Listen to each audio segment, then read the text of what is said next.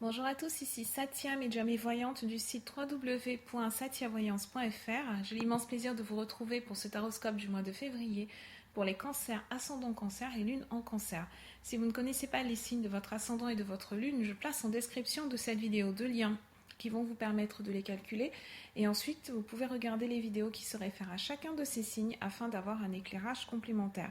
Comme toujours, ceci est un tirage d'ordre général, j'essaye de m'adresser à un maximum de personnes. Néanmoins, il se pourrait que pour certains d'entre vous, certains aspects ne trouvent que peu ou pas de résonance par rapport à votre cas particulier. À ce moment-là, vous pouvez me joindre par email à satiavoyance@gmail.com. Je propose également des consultations privées qui, elles, sont complètement personnalisées.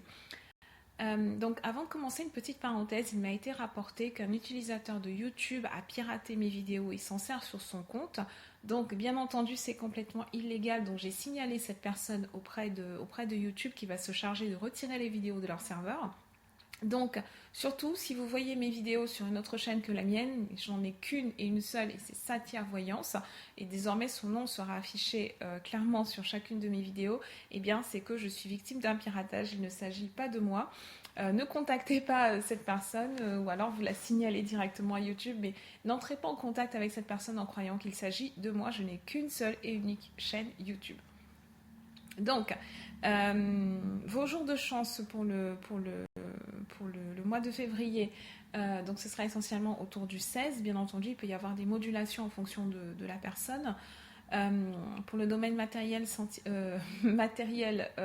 financier, professionnel, vous pouvez compter plus particulièrement sur le 10 et le 18 février. Et enfin, vos chiffres de chance pour ce mois-ci sont le 2, le 11, le 15, le 17 et le 40. Désolée, c'est la fin de la journée. Donc, j'utilise le tarot persan de Madame Indira. J'ai une première série de cartes qui vont nous donner un éclairage sur votre vie sentimentale, sur votre vie amicale, relationnelle. Et ensuite, j'ai la deuxième série qui, elle, va nous parler plus particulièrement du domaine professionnel, du domaine matériel, du domaine financier. La troisième série va nous parler des potentialités. Pour ce mois de février. Et enfin, on a la dernière carte qui est une carte qui représente ce qui va influencer votre chance. Alors, ce sera soit en positif, soit en négatif. On va regarder d'ailleurs cette carte tout de suite parce elle est quand même très intéressante. Elle a beau être en dessous, c'est quand même elle qui donne la tonalité pour le mois à venir. La tonalité pour le mois général. Donc, on a la panthère. La panthère, si vous suivez mes vidéos depuis un certain temps, vous devez savoir que c'est l'une de mes cartes préférées. Il y a la panthère, il y a le tigre. Ce sont de très belles cartes qui nous montrent, qui représentent en fait ce félin qui peut être à la fois très, comment dire, la panthère en fait, elle a un côté très discret, elle a un côté très, comment dire, caressant. Elle peut avoir même un certain aspect très apaisant. C'est un animal qui est tout en légèreté, mais qui en même temps est le seul félin qui fonctionne en solitaire. C'est le seul félin qui ne vit pas en tribu et elle a un côté quand même très très féroce. Donc ce mois-ci, ami cancer, c'est la panthère qui va vous accompagner. Son énergie, donc son élégance, sa légèreté dans le mouvement, mais on a également sa vigueur, sa ruse. C'est un animal qui est chasseur, qui sait comment se tapir, comment se cacher pour atteindre sa proie, en fait, pour atteindre sa cible. La panthère, elle nous parle d'une force qui est soudaine, d'une force qui est impitoyable. C'est une énergie qui est très primitive, hein, comme la carte du tigre et comme tous les félins d'une manière générale. Donc sur le plan humain, en fait, hein, si on essaye d'interpréter cette carte sur un plan humain, sur un plan relationnel, etc., ça signifie qu'il y a dans votre entourage, il y a une personne ou des personnes qui ressentent, c'est la carte de l'envie, de la jalousie, des ennemis, une certaine agressivité, un besoin de dominer, autrui, comment dire, quelque chose de très passionnel aussi. Alors, bien entendu, tout dépend de votre situation particulière, mais soit ça signifie que vous allez devoir faire un effort, par exemple, de domination de vous-même, dominer vos sens, être dans la... Donc là, c'est plus synonyme de maîtrise de soi. Savoir se maîtriser, savoir prendre son mal en patience, mais également savoir faire preuve de volonté, de détermination, de charme aussi par moment. La panthère est un animal qui est très très charmeur, qui est très très élégant, c'est dans son élégance. Donc soit soit ça signifie que vous devez faire appel à ces qualités-là. Si par exemple vous avez traversé des mois qui ont été difficiles, que là clairement quand vous regardez cette vidéo vous êtes peut-être au fond du trou ou alors au plus mal ou dans une position un petit peu délicate, notamment sur le plan du moral, ça signifie qu'il faut aller puiser il faut aller puiser vos ressources, il faut aller puiser vos forces dans l'énergie vitale de la panthère. Ça veut dire reprendre confiance en vous, faire preuve de détermination, de volonté, être dans l'autodiscipline. Et il n'y a que comme ça que vous allez parvenir à vos fins, à l'image de la panthère qui, quand elle se met en mode chasseur, elle doit faire preuve d'une grande patience et de beaucoup de discrétion et d'une grande détermination pour parvenir également à ses fins. Donc sur un plan sentimental, c'est avoir la panthère, si elle a un impact donc, par rapport à votre vie sentimentale, ça signifie que vous êtes très possessif. Vous êtes dans une relation actuellement où il y a beaucoup de possessivité, où il y a beaucoup de passion. Donc soit c'est quelque chose de positif, soit c'est quelque chose d'un peu plus sombre s'il y a une volonté de domination sur l'autre, ou alors si l'autre essaye de vous dominer. Si on est dans des rapports de force d'une manière générale, avec la panthère, ce n'est jamais bon signe, hein, parce que ça veut dire qu'on est vraiment prêt et prête à aller au combat, on est prête à tout un petit peu parvenir à ses fins, et c'est toujours bon de garder un coin pour la soif, c'est toujours bon de garder une petite réserve, une petite limite. Ça peut également dire, si vous êtes célibataire, que vous allez tomber profondément amoureux ou amoureuse d'une personne et que ça peut peut-être virer à l'obsession aussi, hein, dans ses côtés plus sombres. La panthère nous parle de ça, elle nous parle d'une idée fixe, elle nous parle d'obsession, et bien évidemment il faut essayer de ne pas rentrer dans ces domaines-là. Dans l'ensemble de votre tirage, vous avez la présence de 2 cimetères. Vous avez le 5 de cimetière et le 6 de cimetière. Ces 2 cartes-là viennent un petit peu conforter, confirmer le côté sombre de l'interprétation de la panthère, parce que ce sont des cartes qui nous parlent quand même de certaines épreuves, de certains conflits, de malentendus, une communication qui est rendue difficile, notamment sur le plan professionnel. Des échanges qui sont un petit peu lourds. Il y a une certaine fluidité qui manque, on a du mal à comprendre les messages tels qu'ils ont été transmis, on a du mal à s'exprimer, on a du mal à garder son sang-froid, peut-être du mal à rester professionnel également.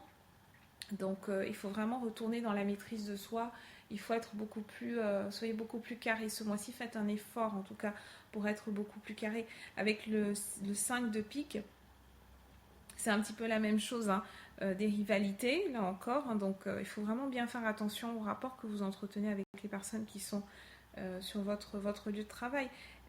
Quand on a la panthère qui est associée comme ça au 6 de pique, là les cartes sont vraiment collées l'une à l'autre, c'est ça, c'est que vous avez des personnes sur votre lieu de travail qui peuvent être dans une certaine agressivité vis-à-à-vis de vous et qui ne vont pas vous laisser... en fait, qui vont pointer un petit peu chacune de vos erreurs, vous aurez très très peu de marge de manœuvre en fait. Donc essayez d'être vraiment carré sur le travail que vous rendez, soyez un petit peu plus exigeant envers vous-même, un petit peu plus déterminé, parce que ce mois-ci on ne va pas forcément vous faire de cadeaux. Sur le plan sentimental, donc on commence avec le bateau et juste en dessous il y a le cavalier de pique. Alors ce cavalier de pique il nous montre qu'il y a des nouvelles qui arrivent et généralement ce sont des nouvelles qui sont plutôt désagréables. Donc sur le plan sentimental, il se pourrait que vous ayez envie d'aller rejoindre, puisque le bateau c'est ce qu'il y a au loin, c'est le déplacement, le voyage, etc. Donc ça peut avoir une incidence par rapport à votre quotidien avec la personne aimée. Donc peut-être que cette personne est obligée de partir au loin, il y a une distance qui s'est imposée entre vous, donc généralement c'est une distance plutôt géographique, plutôt physique. Mais bon, qui dit distance physique, dit également distance émotionnelle. En tout cas, il y a une distance qui s'est créée, vous avez du mal à vivre cette distance.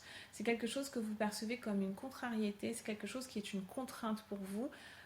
Et si vous avez le cavalier de pique, c'est qu'il y a c'est que cet éloignement va se rallonger en fait. Peut-être que la personne était partie juste pour un mois et qu'au final, elle va devoir partir pour 2 mois ou alors plus longtemps.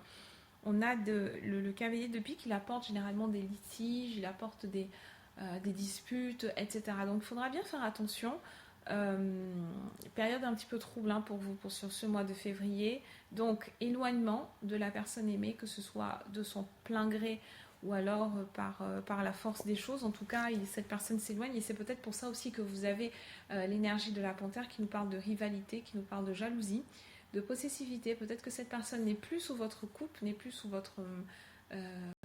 comment dire, vous l'avez plus sous la main, vous l'avez plus tous les soirs, elle n'est pas forcément toujours disponible pour communiquer avec vous. Les échanges se font de manière un petit peu plus difficile et il y a une certaine distance du coup qui se crée entre les cœurs. Donc à voir selon votre situation personnelle comment est-ce que vous allez gérer ça. Il se peut également que vous décidiez de partir avec la personne aimée, donc partir en couple, mais à ce moment-là, il y a quand même des conflits autour de ce voyage, autour de ce déplacement. Idem si c'est un déplacement dans le cadre de vacances que vous envisagez. C'est un petit peu pareil, il faut vraiment vous attendre à ce qu'il y ait des problèmes de communication, des malentendus. N'hésitez pas à revérifier les billets d'avion si vous en prenez ou alors les billets de train. N'hésitez pas à reconfirmer les réservations. C'est une période qui est un petit peu tendue. Donc pour minimiser les dégâts, minimiser les risques, vraiment vérifiez tout sur un plan logistique, ça sera au moins ça de fait. Et si vous êtes un cancer célibataire, vous allez rencontrer une personne, mais cette personne, il se pourrait bien qu'elle vive à distance ou alors qu'elle n'ait pas l'intention de se mettre dans une relation, qu'elle ne soit émotionnellement indisponible ou déjà dans une relation. En tout cas, ce mois-ci, on a des relations qui vont être plutôt de courte durée. Vous n'allez pas forcément rencontrer en plus des gens avec qui vous allez bien vous entendre. Donc ce seront essentiellement des relations de façade. Pour le domaine professionnel, nous avons les hirondelles et nous avons le 6 de pique. Donc le 6 de pique, je vous ai expliqué juste avant en quoi il consistait. Donc conflit, contrariété, malentendu, malaise, etc., retard. Avec les hirondelles, c'est exactement ça. Si vous êtes en recherche d'emploi, vous risquez de ne pas avoir... Vous allez recevoir des nouvelles, mais il y aura toujours un contretemps, il y aura toujours un retard, il y aura toujours quelque chose qui n'ira pas. Toujours quelque chose qui va clocher et les affaires sont vraiment au ralenti ce mois-ci. Néanmoins, avec les hirondelles, vous recevez quand même des échanges, il y a quand même un flux d'informations qui vous arrive. Donc, essayez de garder ce mois-ci pour multiplier les contacts, continuez quand même vos efforts, amis cancer. Février ne va pas être facile à traverser, mais il y a toujours des périodes comme ça, un petit peu plus difficiles. Néanmoins, avec les hirondelles, on reste quand même sur le devant de la scène, on n'est pas complètement dans l'isolement, c'est pas comme si vous aviez sorti la maladie ou alors la sorcière qui sont des cartes plus enfermantes. Là, les hirondelles, elles sont annonciatrices du printemps, ce qui est plutôt une bonne nouvelle. Donc préparez comme ça votre printemps intérieur et il se manifestera aussi à l'extérieur. Sur les potentialités, nous avons le 5 de cœur et nous avons le 5 de pique. Nous avons 2 5.